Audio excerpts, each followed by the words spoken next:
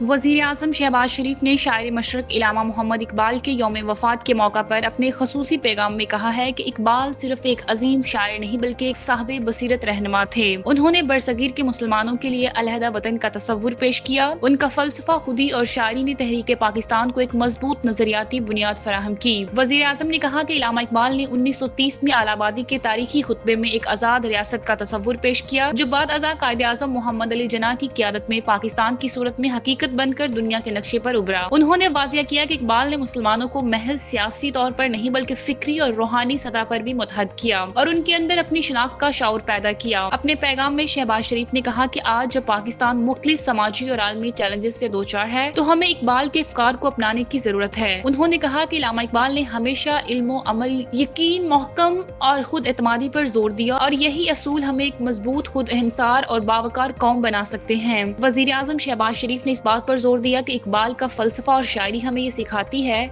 कि एक मसाली मुआशरा कैसे कायम किया जा सकता है। ऐसा मुआशरा जहाँ इंसाफ, मेहनत और आला इखलाकी इक़दार को अव्वलीन हैसियत हासिल हो।